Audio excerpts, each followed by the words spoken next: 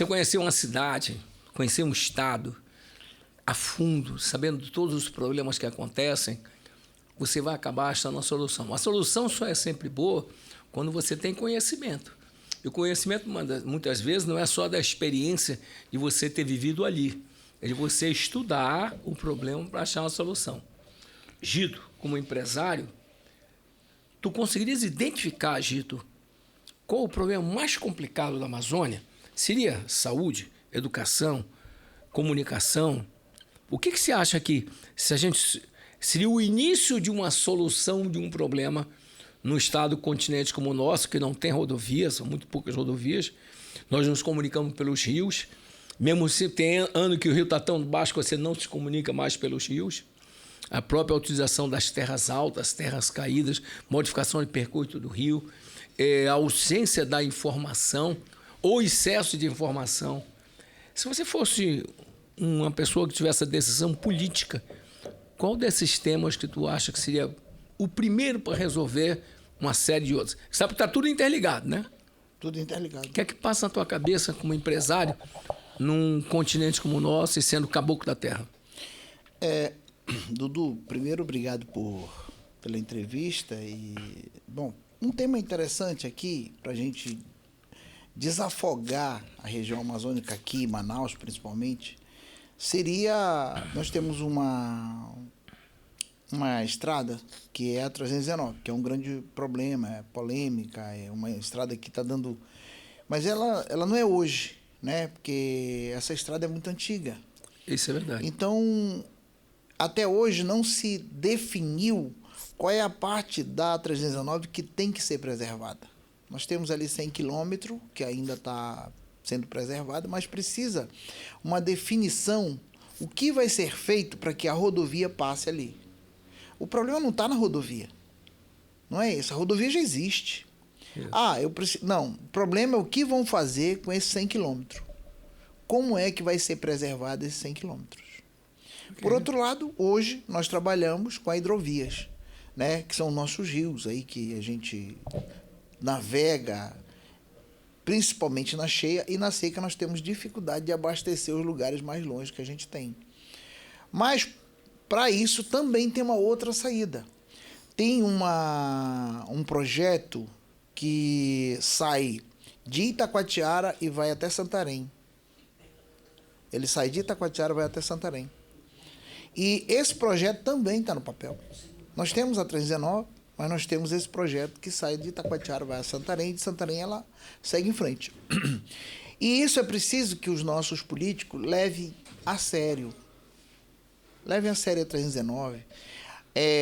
Nós tivemos essa semana uma situação até constrangedora, que foi uma entrevista que a Marina deu depois de uma confusão do Congresso Nacional. Isso, né? Isso. E ela disse que ela foi ofendida no Congresso Nacional, que ela foi tentada ser rebaixada dentro do Congresso Nacional e que não foi respeitada. A frase correta que ela disse, olha, eu fui desrespeitada. Fui desrespeitada como mulher e fui desrespeitada como ministra. Porque atribui-se a ela o fato da 319 não sair. Mas a pergunta mais simples que se podia fazer não é o problema da 319, é como é que nós vamos fazer a 319 ser asfaltada e não destruir o que nós ainda temos de floresta. O estado mais preservado que existe é o nosso. Se você sair daqui e for para o Pará praticamente já destruíram praticamente tudo. 50%. O que nós temos que entender é que, um exemplo, você tem aí, eu acho que você tem uns 40, 45 anos, né? De televisão. A nossa geração já está passando. Mas o que estamos pensando para a geração dos nossos filhos e dos nossos netos? O que vamos deixar? Qual é o legado que nós vamos deixar para esses garotos? Né? Nós fizemos uma ponte aqui, que foi para o Iranduba. Do Iranduba ele foi para Manacapuru. Certo, foi lá para o extremo. Acabou. De Manacapuru para lá eu tenho que pegar barco. Gito, você faz uma colocação que eu vou fazer, eu vou colocar dois ingredientes aí que você tem que levar em consideração com muita propriedade. Vamos lá. O país que mais cresceu nesses 2 anos foi a Guiana. A Guiana está entregando para o Brasil, em dezembro desse ano, uma rodovia que liga Roraima, o que significa que nós vamos passar a ter uma migração brasileira para aquele país e nós vamos ter daquele país vindo para cá. Ele vai se tornar o maior produtor de petróleo do continente, do continente sul da América. Somado a isso, foi feita uma negociação com Balbina e que hoje está sendo explorada com os chineses, o que torna a 319 muito importante para a interligação do continente americano de Ásia. Você não acha que essa pressão vai nos obrigar a tomar uma decisão mais rápida para essa rodovia funcionar? Que é o seguinte, a pergunta que estão fazendo para o Ministério do Meio Ambiente não é o que não fazer, mas sim como fazer. Uhum. Pergunta mais simples. Como, Ministério, vocês querem que a gente faça? É só isso. Empecilho de fazer. Não. Mas tem que saber como vai ser feito. Como vai fazer? É só isso, é uma pergunta simples. E isso os nossos senadores, os nossos deputados federais têm que fazer. É o papel deles. Eles estão, o governador, papel do nosso governador, papel do nosso prefeito. Ora, a única pessoa que não é aliada do governo atual aqui é o governador, né? Parte da direita ali que não é aliada, mas tem o direito de brigar por quem? Pelo Estado que foi eleito. Lógico. Pronto. Não é ficar nessa lambança de pedir palco, né? Não adianta você dizer que não respeita a mulher, por exemplo. Não adianta você dizer, eu não respeito você porque a ministra não é a mulher. Não tem como separar os dois. São as coisas... Ela é ministra e é mulher, mulher. Então não tem como. Por que esse discurso? Para inflamar, quando na verdade a pergunta ministra, me diga o que nós temos que fazer lá, que nós vamos fazer para resolver o problema. Pronto. Além que tem outra coisa, né, Chito? Que ninguém está levando em consideração. Todo dia, dezenas de pessoas saem de Manaus e vai a Porto Velho e de Porto Velho a Manaus. Exatamente. Transita. Né? Com dificuldade, mas transita. Então, essa colocação que você fez foi perfeita. Não é como, é o quê. É o que fazer. Por quê? E como fazer. Como fazer. Como é que nós vamos fazer? Nós temos um extremo de 1.000 quilômetros aí, né? Isso. 1.000 quilômetros. Então, vamos lá. Nós temos um problema de, tipo, 100 quilômetros. Que é o eixo principal é esse, exatamente 100 quilômetros. 100 quilômetros. Então, como é que nós vamos resolver isso aqui? Porque também, qual é a preocupação do meio ambiente? É que quando você asfaltar isso aqui, os grileiros vão entrar. Não tenha dúvida. É simples. Vamos fazer um exemplo aqui. A 174, ela está tomada, os 800 e poucos quilômetros, ela está tomada. Só tem uma parte que não tomaram. Qual foi? Os 100 quilômetros da reserva. Isso. Lá está preservado. E por que não fazemos isso na 319? Então, ao invés de a gente vir com esse discurso e dizer que a Marina é a culpada, primeiro nós vamos ter que analisar o seguinte: desde quando isso está parado? Nós tivemos aí o primeiro governo, o segundo governo, o terceiro governo, o quarto governo, nós estamos no quinto governo e a gente não resolve o problema? Gito, nos anos 70, nós fomos a Porto Velho com a rede amazônica. Nós temos um filme da inauguração com o ministro Mário Andreasa inaugurando a estrada. Então, é exatamente o que você fez. O que houve foi um abandono ou um esquecimento proposital, embora a rodovia já exista. Mas aí você está certo. Não foi invadida esses mais porque não tinha asfaltamento completo. Se tivesse, estava toda invadida. Toda invadida. Não tenha dúvida disso. Agora, ela prova ser importante, como nós vivemos aí o ano passado, onde os rios secaram completamente, ela se tornou um veículo muito importante da integração, até de socorro para algumas pessoas.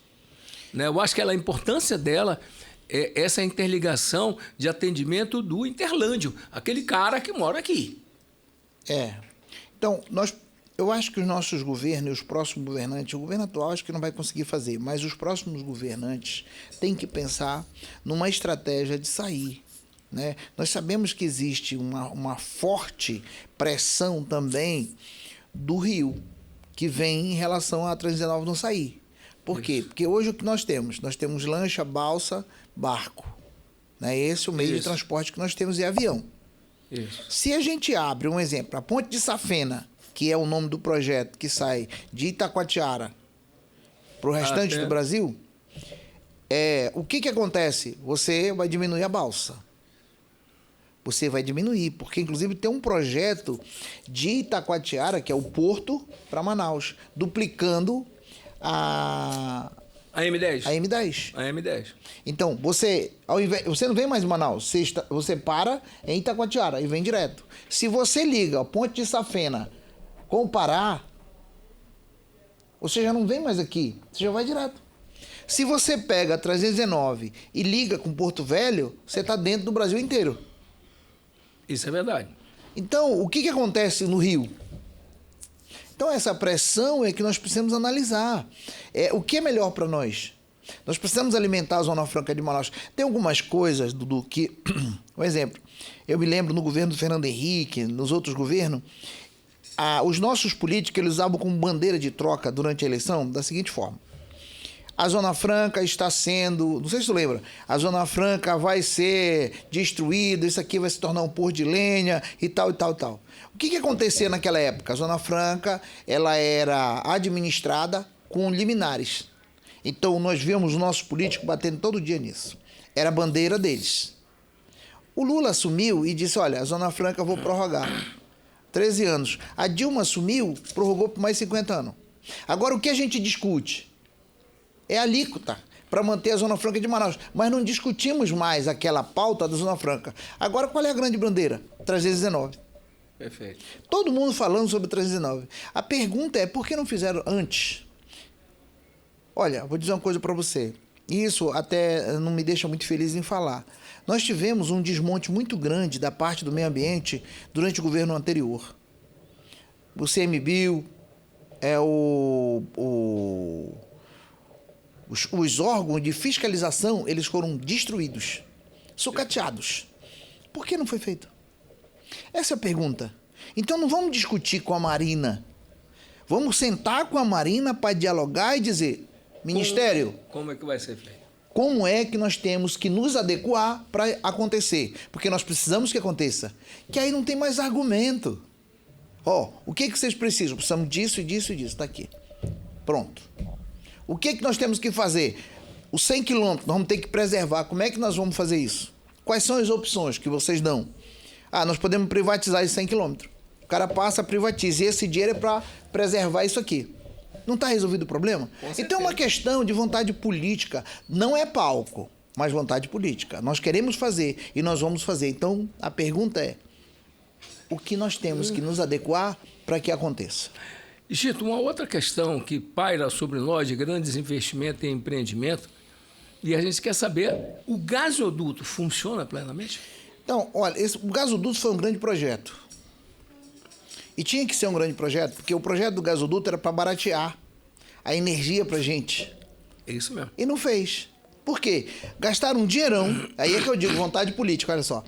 Gastaram um dinheirão, criaram uma instituição e depois privatizaram. Ou seja, deixou de ter o objetivo que se alcançava, que era um retorno social. E não teve. Por que não teve? Porque...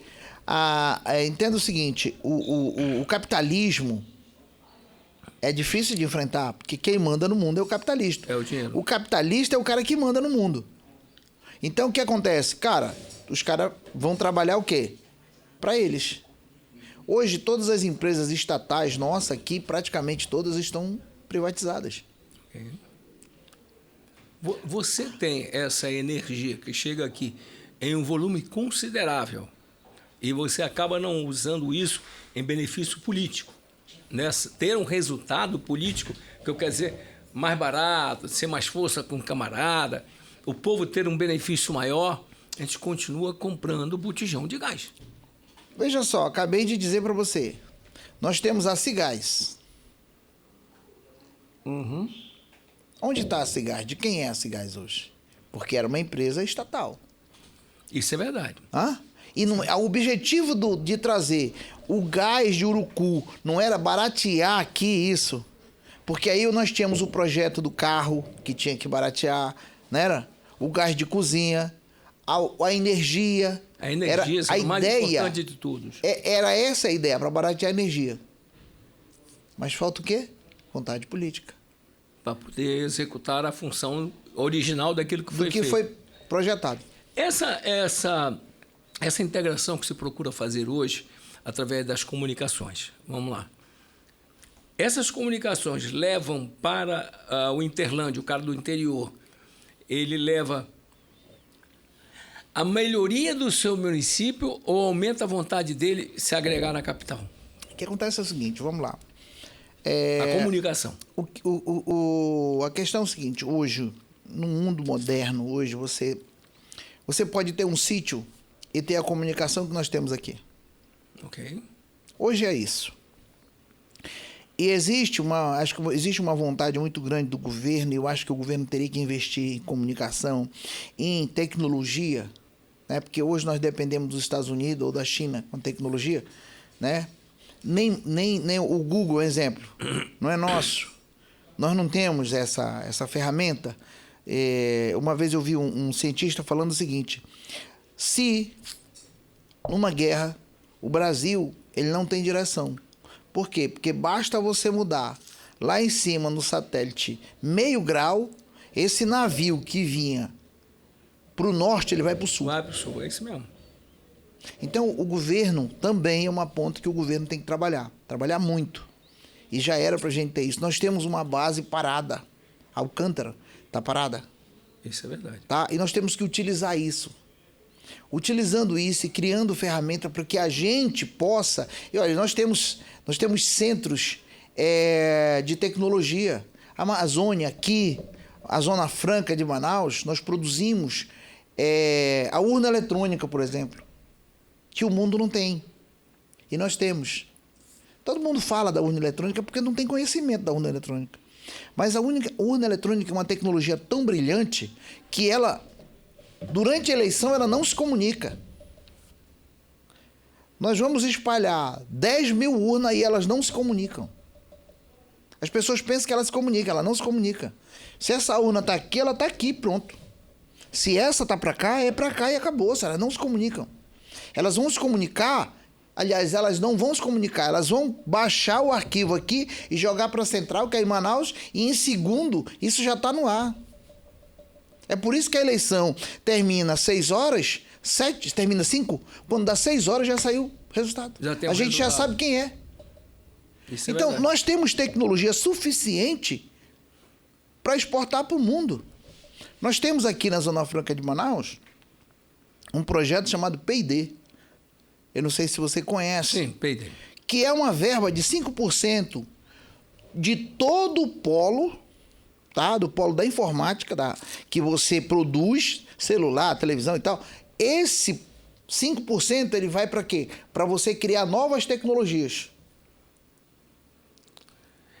Gito, essa colocação nos faz pensar, será que as nossas universidades, faculdades, academias de tecnologia, centros técnicos estão nos preparando para esse futuro ou está só remendando? Olha, dentro do teu ponto de vista. Dudu, eu volto a dizer para você que parte do problema nosso dentro da democracia é você não entender de verdade o que é a democracia. O teu direito termina quando inicia o meu. Ou sempre, o teu direito está no meio da mesa. Tu vem daí, eu vou daqui. Nós vamos discutir salutarmente isso aqui. É um debate salutar. Então, veja bem. Dinheiro, nós temos. Tecnologia, nós temos. Mas os nossos políticos, os caras que nos conduzem, que nos dirigem, é quem tem que ter essa vontade. O grande problema, por exemplo, nós temos um centro maravilhoso, eu não sei se você já ouviu falar, o CBA. Sim. Tu imagina aquilo ali, se os nossos governantes não fossem aquela coisa assim, não, o cara que está dirigindo, eu não vou ajudar porque ele não é da minha base. Esse aqui eu não vou ajudar porque não é da minha base, ou seja, se dividiu, não faz nada. Embora tenha recurso para tal. Tem. E muito. Por quê? Porque eu acabei de dizer para você, Eu trabalhei num projeto chamado P&D, nós vamos fazer aqui no Tarumã 10 mil metros de área com um projeto maravilhoso. Eu tenho esse projeto aí, se você quiser eu te mostro. O Vale do Silício. Nós íamos criar ali o Vale do Silício com 5% do P&D. E nós tínhamos como sócio projeto pronto, aprovado. Olha só a vontade política. Eu consegui aprovar na SUFRAMA, consegui aprovar na Casa Civil, mas não consegui botar para rodar o projeto por vontade política. Porque quando chegou aqui, não, esse projeto não. Por quê? Porque quem está nesse projeto? Tinha 4 caras na frente do projeto. Era eu, Adolfo, Jonatas e Amadeu. Nós éramos 4. Era nós 4 que fizemos, rodamos o projeto, aprovamos e o projeto não foi para frente. Por quê? Porque quando chegou na política, não, mas eu não estou. O que é que eu tenho nisso? Eu não tenho nada, eu não vou ganhar nada, então eu não vou fazer. Então, cara, parte das coisas que não acontece, imagina se a gente tem bem aqui no Tarumã o Vale do Silício. A gente traz essa garotada do interior trabalhando para ter uma formação para quando ele voltar para lá, ele ser um inventor. Eu vi agora, chegou na minha mesa, um projeto que você extrai a energia da água. E essa energia são bombinhas pequenas da torneira, que gera energia para funcionar a geladeira, para funcionar a bomba d'água. E aí você leva isso para onde? Para o interior. Você leva isso para os lugares mais distantes. É essas tecnologias que a gente tem que investir. É esse garoto que está no interior, que está estudando tecnologia, que vai montar, que vai inventar o chip, que vai inventar um celular, que vai inventar uma máquina que vai atender o cara, porque só quem sabe a necessidade de uma aldeia, de uma vila, é quem mora lá. Quem mora lá, lógico.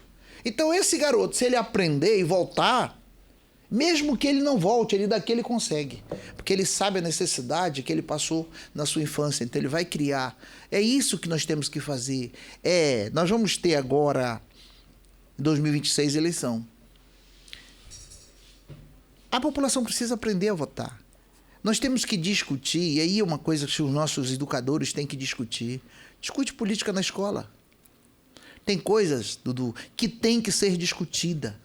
Não tem jeito. Se você não discutir política na escola, a única coisa que nós vamos aprender, eu vi um político dizendo que a gente só tem que estar com o título na mão para votar.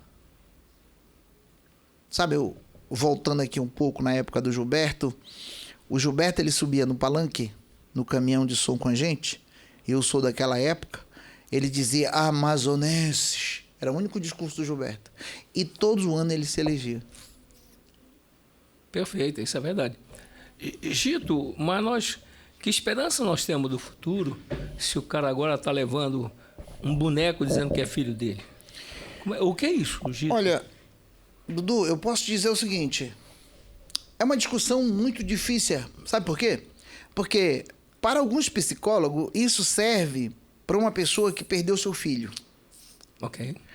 Para a igreja, isso é um absurdo. Uma heresia. É uma heresia, porque tu pega um boneco, vai lá, que nem tem uma mulher no pronto-socorro que queria vacinar o boneco. Eu concordo com alguns médicos que dizem o seguinte, se o cara chegar na minha sala pedindo para mim escutar o coração do boneco, eu mando internar ele lá no hospício. Isso, lógico. Porque você... É uma loucura, mas entenda o seguinte, olha... Eu não queria falar do nosso ex-deputado federal e ex-presidente da República, mas ele conseguiu colocar uma sociedade para fora que parte da gente não conhecia. E eu estou falando de pessoas que eu tinha e continuo tendo admiração. Só que, detalhe, você pega uma pessoa que bota um pneu no meio de uma rodada de intelectuais e ora para esse pneu. Isso é. Como é que tu vai... Rapaz, como é que tu consegue fazer um negócio desse? Aí tu pega um outro grupo forte. Eu não estou falando de pessoas analfabetas, eu estou falando de intelectuais. Pega um celular, coloca na cabeça e fica apertando a luzinha para chamar uma nave que vai descer. Quer dizer, é um negócio de absurdo que é a mesma coisa que uma mãe que bota um boneco no colo e vai lá com o médico e diz que o filho dela precisa de apoio. É a mesma coisa que essa pessoa pega um boneco e vai lá no INSS e diz, olha, eu preciso que meu filho tenha Bolsa Família, eu preciso que tenha isso. Tem muita mãe pegando esse boneco, chegando na fila do banco, dizendo, olha, eu preciso ser a primeira, porque eu tô com o bebê no colo. Não parece uma coisa de louco? Sim, eu entendo o seguinte, o que a gente entende com isso? Eu não sei se foi o celular que deixou a gente meio atordoado, ou se é o alimento que a gente come, porque se você pegar o agronegócio, hoje, o que nós temos muito no agro são agrotóxicos. Eu não sei se isso está nos envenenando e envenenando as gerações. Eu não sei o que está acontecendo com a gente, mas a gente observa isso muito. Então, voltando à sua pergunta aqui do boneco, a minha opinião é que é preciso pessoas como você que coloque isso em pauta para que seja discutido. Para que aquela pessoa que estava ali meio que sem saber do que se trata, comece a ter uma visão diferente. Então, é preciso que repórter como você coloque isso em pauta.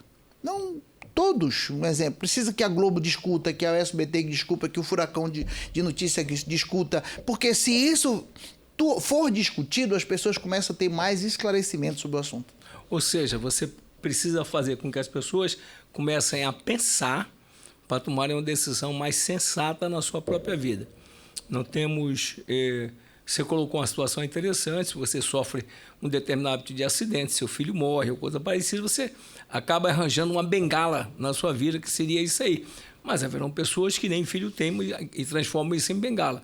Eu acho que talvez seja a nossa formação educacional que tem que passar por uma reestruturação de mostrar um choque de realidade para as pessoas de que não é o celular que resolve tudo. Doutor Google resolve qualquer coisa. Eu vejo gente que vai no médico, o médico passa um remédio, a primeira coisa que ela faz é vai no Google para saber se aquele remédio é o remédio certo para a sua doença. Então, essa pequena desconfiança é falta de formação educacional. Ou eu estou errado? Exatamente. Sabe qual é o grande problema? Às vezes, nós precisamos, e eu parece que isso o Ministério da Educação está mudando. Por exemplo, algumas profissões não pode ser feito mais online. Isso é verdade. Por quê? Porque, um exemplo, medicina. Rapaz, a gente entra num consultório do médico, a primeira coisa que ele diz, o que você está sentindo, doutor? Ele não te examina, não faz nada. Aí tu diz, doutor, eu tô com dor de cabeça, tô com dor na cabeça, dor na costa, dor na coluna, dor no braço. Ele vai pro Google. Ele vai no Google e digita e diz, olha, você toma dipirona, você vai ali, toma dipirona na veia e continua tomando dipirona em casa. E fica 3 dias e toma água, que isso é uma virose. Certo. E eu vou puxar para um assunto que eu conheço bem, que tem tudo a ver, porque a máquina humana, ela não é diferente de uma máquina qualquer. Não é diferente. Isso. Que o robô é inteligente. Não, inteligente é quem faz o robô. Robô é só uma máquina. Mas tem um cara inteligente que pensou por essa máquina. Isso. E pegou várias informações e jogou num chip que essa máquina responde para ti aquilo que ela está lá nela. O que foi colocado nela. O que foi colocado nela. Então, quando você pega, um exemplo, uma máquina, e eu vou falar desse assunto porque como eu não sou médico, eu sou mecânico também, então você pega uma máquina, você escuta o motor, mas você não consegue, de forma nenhuma, descobrir o que esse motor tem. Você faz pensamento naquilo que antigamente os mecânicos de ouvido faziam fazer. Então, pegava uma chave de fenda, encostava aqui, encostava no motor. Eu dizia, pô, teu motor tá com biela batendo. Ele tinha a capacidade de observar. Ele colocava aqui e dizia, olha, tá batendo o tucho. Certo? Só que isso mudou. Aí depois veio o equipamento chamado revelador. Aí tu pega isso, coloca no motor. Ele diz tudo como está dentro. O ser humano hoje é isso. Hoje tem equipamento, tem máquina, equipamento que você vê tudo. Por exemplo, você está com um problema no intestino, você faz uma endoscopia. Você enxerga tudo, é câmera. Então você enxerga tudo como está dentro. Agora, se o cara chega no hospital com dor no estômago, aí o cara diz, não, toma Anador. Ele sabe que vai passar. Ou então toma um remédio mais forte, sabe que vai passar, mas não resolve o problema. Ele vai Entendeu? jogar para frente Ele com a vai jogar solução. para frente. Aí esse cara vai para casa, aí mais tarde ele tem que procurar um pronto-socorro porque ele tem que fazer uma cirurgia de emergência, porque ele está todo estourado por dentro. Então, o que eu acho que falta, na verdade, é o que o ministro da Educação está fazendo, é fazendo com que esses profissionais sentem no banco da escola e sejam excelentes profissionais. E eu acho que o grande boom disso tudo está no estágio. Porque no banco da escola você aprende a teoria. Na prática, você aprende no estágio. Quando você vai... Você É. está na intersafra de se formar, tal, você vai estagiar, vai saber que aquilo que você aprendeu vai estar na prática, vai funcionar ou não vai funcionar, né? Exatamente. Gito, é o seguinte, a gente vai ter outra chance de conversar mais ainda. Mas eu acho que aqui a gente já tem uma luz e um caminho. Dizia um grande por ter sido presidente, ele dizia que no Brasil, o nome dele é José Sarney, ele dizia o seguinte, tempo e paciência, nesse Brasil, tudo se resolve. Tempo é mudança de geração, mudança de pensamentos, pensamento de ideias, errar para você acertar ali na frente e tal. Então, nós podemos dizer que o nosso futuro ainda vai ser bastante nebuloso. Na primeira entrevista, quando a gente conversou, eu te falei que o tempo não, o mundo, ele muda a cada instante. Uhum. Tem um pensamento de um assunto que é muito discutido, que é o comunismo. Marx, na sua formação, na sua juventude, ele entendia que o comunismo, para ter êxito, todos tinham que ser iguais. Isso. Eu tenho um carro, mas você tem um carro. Porque, na verdade, eu, que sou proletário, assumo o poder. Eu e você. Nós somos proletários, somos trabalhadores, assumimos o poder e afastamos o Estado. Ou seja, tiramos a lei. Era o pensamento de Marx, lá na sua infância. Quando ele amadurece, ele percebe que é impossível eu e você não ter uma barreira no meio para dizer onde começa o teu e termina o meu. Isso é verdade. Isso chama Estado.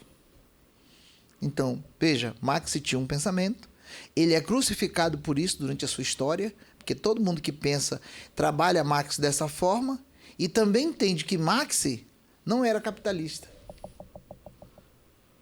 Por causa do pensamento que ele tinha de dizer, você tem o mesmo direito que eu tenho. Eu posso, você pode. Nós somos iguais. Mas é impossível, porque quando você tira o Estado, que o comunismo real, ele só acontece nesse momento. A balança, é o pêndulo da balança. E aí, você tira o Estado, você nem tem comunismo mais, porque você vai ter uma bagunça generalizada. Eu quero fazer o que eu penso e você faz o que você pensa. Aí, ao invés de ser comunismo, já vai virar um anarquismo. Anarquia. E aí se perdeu aquele que tanto dizia que era o comunismo. Hoje, um país que é tratado como comunista é o país mais capitalista do mundo, que é a China. Isso é verdade. Então, esta e outras histórias sempre aqui no Furacão Entrevista.